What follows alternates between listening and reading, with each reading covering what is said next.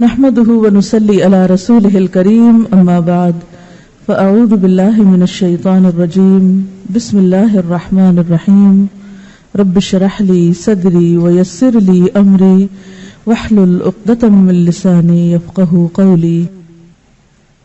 نماز اشراق. اشراق کا لفظ شرق سے ہے، شین ر قاف، اسی سے مشرق کا لفظ ہے.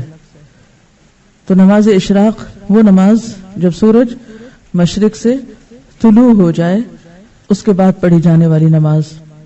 ضحیٰ کے معنی ہے دن کا چڑھنا، اشراق کے معنی ہے طلوع آفتاب. پس جب آفتاب طلوع ہو کر ایک نیزے کے برابر بلند ہو جائے تو اس وقت نوافل کا پڑھنا نماز اشراق کہلاتا ہے، یعنی تقریباً 15 منٹ کے بعد. زید بن ارقم رضی اللہ عنہ سے مروی ہے، حدیث میں اس نماز کو صلاۃ الاوابین بھی کہا گیا ہے. اوابین کا لفظ اواب سے ہے. اواب کا کیا معنی ہوتا ہے؟ رجوع کرنے والا، بار بار پلٹنے والا. مغرب اور عشاء کے درمیان پڑھی جانے والی نماز کو جس روایت میں صلاۃ الاوابین کہا گیا ہے وہ مرسل ہے، یعنی ضعیف ہے. عام طور پر ہمارے ہاں کیا مشہور ہے؟ اوابین کی نماز مغرب کے بعد پڑھتے ہیں لوگ، جبکہ صحیح حدیث کے مطابق یہ نماز اشراق کی نماز ہے. اور یہ جو بار بار پلٹنے کی بات ہے نا، اب یہ ہے کہ جیسے تہجد کی نماز کے لیے اللہ کے حضور حاضر ہوئے، پھر فجر کی نماز کے لیے پھر پلٹے، تو پھر اشراق کی نماز کے لیے تو یہ بار بار پلٹنا جو ہے یہی دراصل اواب ہونا ہے.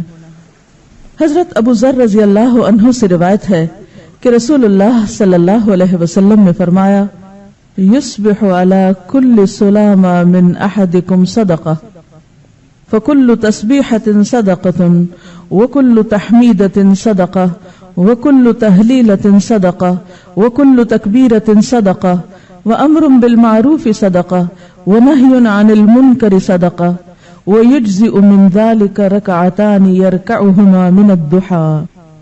ہر آدمی پر لازم ہے کہ اپنے جسم کے ہر بند کے بدلے، یعنی ہر جوڑ کے بدلے صدقہ خیرات کرے. بس ہر تسبیح صدقہ ہے، یعنی سبحان اللہ پڑھنا. ہر تحمید یعنی الحمدللہ کہنا صدقہ ہے. ہر تحلیل یعنی لا الہ الا اللہ کہنا صدقہ ہے. ہر تکبیر یعنی اللہ اکبر کہنا صدقہ ہے. امر بالمعروف صدقہ ہے اور نہی عن المنکر بھی صدقہ ہے. اور ان سب چیزوں سے ضحیٰ کی 2 رکعتیں کفایت کرتی ہیں. یعنی اگر یہ باقی کام آپ نہ کر سکے کسی مجبوری سے تو آپ یہ 2 رکعتیں پڑھ لیں تو گویا آپ نے اپنے دن کا صدقہ دے دیا. اور اگر کوئی شخص یہ 2 رکعتیں بھی پڑھے اور اس کے ساتھ ساتھ باقی کام بھی کرے تو لازمی طور پر وہ دوسروں سے آگے ہوگا. عام طور پر جب اس طرح کی حدیثیں ہم پڑھتے ہیں تو ہم سوچتے ہیں چلو ٹھیک ہے، باقی تو چھوڑو، چھٹی یہ کر لیتے ہیں، شارٹ کٹ ڈھونڈ کے بس صرف ایک چھوٹا کام کرنے کے لیے تیار ہوتے ہیں. جبکہ صحابہ کرام کی عادت کیا تھی، وہ کیا کیا کرتے تھے؟ اس حدیث کو یاد کریں جس میں آپ صلی اللہ علیہ وسلم کے پاس لوگ آئے اور کہنے لگے، یا رسول اللہ، مالدار لوگ تو آگے نکل گئے. اور پھر انہوں نے کچھ تسبیحات سیکھی اور وہ ادا کرنے لگے. پھر وہ مالدار لوگوں کو بھی پتہ چل گیا. انہوں نے یہ نہیں سوچا مالدار لوگوں نے کہ ٹھیک ہے ہم صدقہ خیرات کرتے ہیں تو اب ہمیں اور تسبیح پڑھنے کی یا کچھ اور کرنے کی کیا ضرورت ہے. وہ صدقہ خیرات کے ساتھ ساتھ تسبیح بھی کرنے لگ گئے. تو اس حدیث کا مطلب یہ نہیں ہے کہ ہم تسبیح چھوڑ دیں اور امر بالمعروف اور نہی عن المنکر چھوڑ دیں اور صرف یہ 2 رکعتیں پڑھ کے مطمئن ہو جائیں.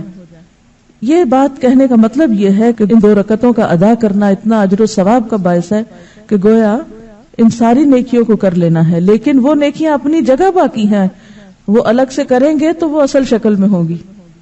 جیسے قل هو اللہ پڑھنا 1/3 قرآن کے برابر، اس کو لوگوں نے کیا سمجھا، اور کچھ نہ پڑھو، خالی قل هو اللہ ہی پڑھتے رہو، 3 دفعہ پڑھ لو پورے قرآن کا ثواب ہو جائے گا.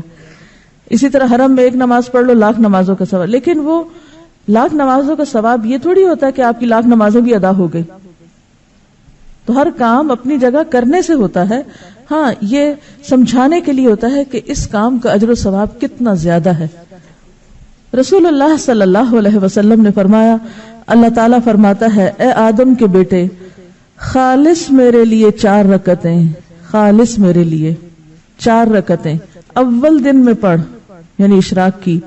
میں تجھ کو اس دن کی شام تک کفایت کروں گا، تیرے سارے کام ہو جائیں گے. اب آپ دیکھیے کہ یہ جو 4 رکعتیں ہیں ان میں جو خصوصیت کے ساتھ اجر کے لیے شرط رکھی گئی وہ کیا؟ خالص میرے لیے. اچھا عام طور پہ ہم نفل پڑھتے ہیں تو کس طرح پڑھتے ہیں؟ جیسے اس روز مجھ سے کسی نے پوچھا جب میں تہجد کی نماز کے بارے میں بتا رہی تھی کہ کیا خیال ہے اگر اس روز یعنی تہجد کے وقت 2 رکعت تحیۃ الوضو کے پڑھ لیے جائیں، 2 حاجت کے پڑھ لیے جائیں، 2 استخارے کے پڑھ لیے جائیں، 2 فلاں کے پڑھ لیے جائیں. تو بات یہ ہے کہ ٹھیک ہے آپ وہ 2 مختلف نیتوں سے پڑھ لیں، لیکن تہجد تو تہجد ہے. اسی طرح جب ہم یہ نفل بھی پڑھتے ہیں تو عموماً ہم کیا کہتے ہیں؟ چلو حاجت کے پڑھ لیتے ہیں یا کوئی استخارہ کر لیتے ہیں، یعنی کوئی نہ کوئی غرض ساتھ لگا لیتے ہیں. برائی کچھ نہیں ہے اس میں، آپ لگا سکتے ہیں غرض، لیکن کوئی عبادت تو ایسی بھی ہو جو کسی غرض کے بغیر ہو، یا نہیں؟ ہاں اپنی ساری غرضیں اللہ کے سپرد کر دینا اور خالص اس کے ہو جائیں، پھر وہ آپ کی ہر چیز کے لیے کافی ہو جائے گا. اصل میں ہمارا ذہن یہ ہوتا ہے کہ جیسے مختلف چیزیں ہمارے ہاتھ میں نا، ہم یہ کر کے یہ کروائیں اللہ تعالیٰ سے، یہ پڑھ کے یہ کروائیں، اس چیز سے یہ مسئلہ حل کرائیں. لیکن وہ جو ایک مکمل بھروسے کی کیفیت ہے، ایک توکل اور یقین اور ہر غرض سے اوپر اٹھ کے خالص اس کا ہو جانا، اس کا لطف ہی کچھ اور ہے. سمجھے کیا؟ کہ میں یہ صرف اللہ کے لیے اپنے آپ کو خالص کر کے پڑھ رہی ہوں، مجھے کوئی اس کے بدلے دکھاوا نہیں کرنا کہ میں دوسروں کی نظر میں اچھی ہو جاؤں کہ لوگ سمجھے بہت